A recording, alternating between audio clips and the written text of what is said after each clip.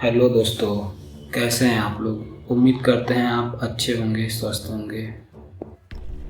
दोस्तों, आज मैं जिम कॉर्बेट की एक नई कहानी लेकर आप लोगों के सामने आया हूँ, जिसका नाम है काला घाटी का आदमखोर। बात है सन 1923 की। उत्तराखंड के नैनीताल जिले में स्थित कालाघाट नामक एक छोटा सा पहाड़ी गांव जो भय के साए में जी रहा था। हर हफ्ते किसी न किसी ग्रामीण की लाश जंगल में मिलती। कहा जाता है कि वह आम बाघ नहीं था, बल्कि एक आदमखोर था जो इंसानों के खून का स्वाद चख चुका था। जब हालात काबू से बाहर हो गए तो सरकार ने जिम कॉर्बेट को वहां जाने का संदेश भेजा। वही शेरदिल शिकारी जिसने पहले भी कई आदमखोरों को पहाड़ों से मुक्त कराया था।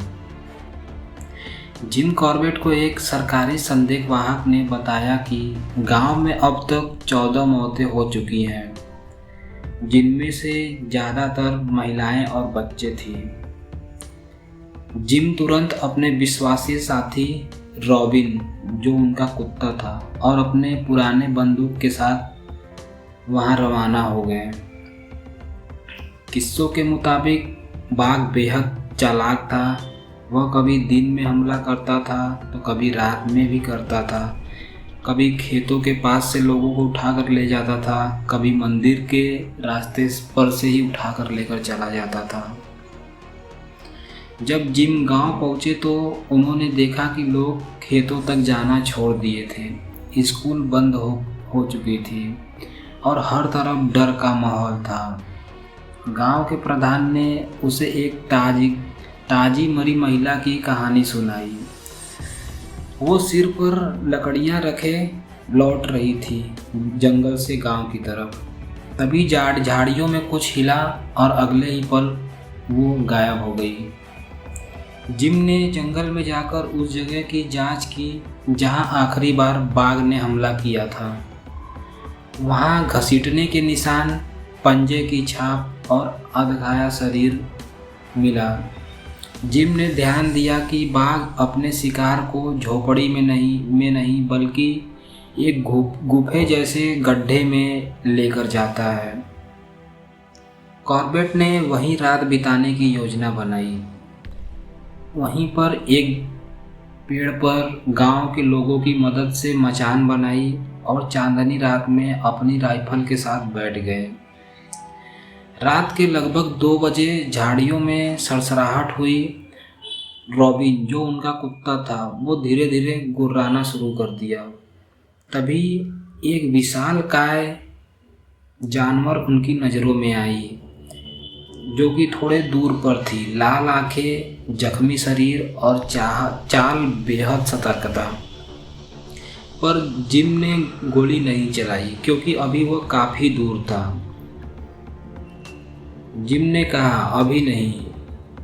उन्होंने अपने मन में कहा, जब तक पूरा निशाना कंफर्म या एकदम साफ ना हो जाए तब तक वो फायर नहीं चलाएंगे। और वो रात में उनके नज़दीक तक आया ही नहीं। अगली सुबह जब जिम नीचे उतरे तो देखा कि बाघ उनके मचान के ठीक नीचे आया था, पर पेड़ पर पंजे के निशान भी थे जो उसने अपने आगे के 2 पैरों से उछलकर लगाए थे। अगले दिन शाम को एक आदमी का शव गांव से 1 मील दूर पेड़ पर टंगा मिला। ऐसा लग रहा था बाघ जैसे अब डर फैलाना चाहता हो। अब ये केवल शिकार नहीं था, बाघ मानो मानसिक रूप से लोगों के साथ खेल रहा था, उनके दिलों में अपनी दहशत बनाने की कोशिश कर रहा था। कॉर्बेट ने एक योजना बनाई। वह गांव की एक जर्जर झोपड़ी में खुद को जीवित चारा बनाकर बैठ गए। हालांकि ये उनको बहुत बेवकूफ़ी भरा मंजर लगा था, पर उनके पास यही एक रास्ता था। पर उन्होंने अपनी बंदूक तैयार की थी। रात के अंधेरे में जब सन्नाटा था और पत्ते तक नहीं हिल रहे थे, तभी झोपड़ी के दरवाजे पर धीरे से एक पंजा रखा गया और फिर एक जोरदार गुर्राहट हुई। दरवाज़ा हिल गया। कॉर्बेट ने दरवाजे की ओर अंदाजे से फायर कर दी। कुछ देर बाद सन्नाटा रहा। फिर कुछ देर बाद एक भारी जानवर के वहाँ से भागने की आवाज़ सुनाई दी।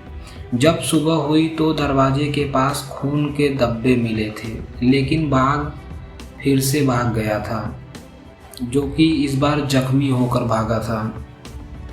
एक बूढ़े शिकारी ने जिम को बताया कि ऊपर पहाड़ी की चोटी पर एक पुरानी गुफा है जिसे अब तक कोई नहीं जाता। वहाँ पर अब कोई नहीं जाता। कई लोगों ने वहाँ से बताया है कि कभी कभी वहाँ से टाइगर की गुर्राहट की आवाज़ सुनाई देती, कभी कभी वो दहाड़ता, जिससे कि पूरा जंगल दहशत में पड़ जाता। कॉर्बेट ने ठाना कि वे उस गुफा तक जाएंगे। कॉर्बेट ने उस गुफा तक चढ़ाई की।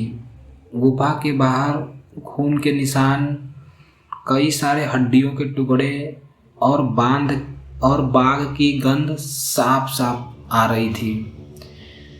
जैसे ही वह अंदर घुसे, बाघ अचानक से दाएं कोने से झपटा। जब वो अंदर घुस रहे थे तो उन्हें भी यह कंफर्म नहीं था कि बाघ अंदर ही है, और बाघ तो खैर अपना आराम कर रहा था। जैसे ही उसने दरवाजे पर कॉर्बेट को देखा, आनन फानन में उसने हमला कर दिया। जिम ने पलटकर राइफल से फायर की, पर निशाना मिस हो गया।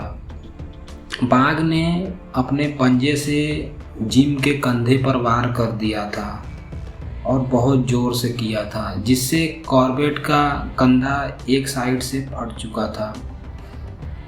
पर जैसे ही बाघ ने दोबारा हमला करने के लिए मन बनाया, उनके तरफ आया उछलकर, तभी कॉर्बेट ने दूसरी गोली उसके छाती में उतार दी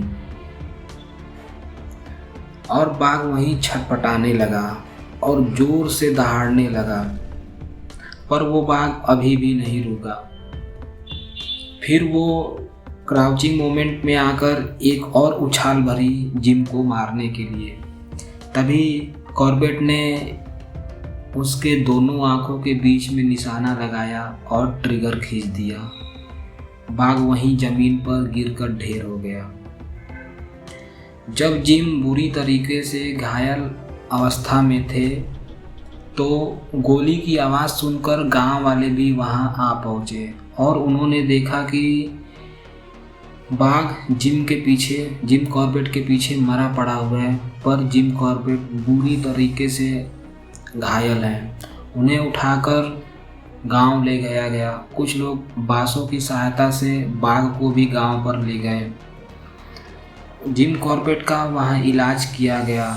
जब उन्हें थोड़ी राहत महसूस हुई तब उन्होंने उस बाघ को देखना चाहा और देखकर उन्हें पता चला कि यह कभी किसी शिकारी के जाल में फंस चुका था, जिससे उसकी रीढ़ की हड्डी में छर्रे फंस गए थे, जिससे वह तेज दौड़ नहीं सकता था। इसलिए वो इंसानों का शिकार करता था, क्योंकि जानवरों का शिकार नहीं कर पाता था। तो दोस्तों, यहीं पे हमारी कहानी समाप्त होती है। अगर कहानी आपको पसंद आया होगा तो वीडियो को लाइक करिए और प्लीज़ चैनल को सब्सक्राइब करिए। आपका प्यार हमें बहुत मोटिवेट करता है ताकि मैं आपके लिए और भी अच्छी अच्छी कहानियाँ ला सकूँ। धन्यवाद दोस्तों।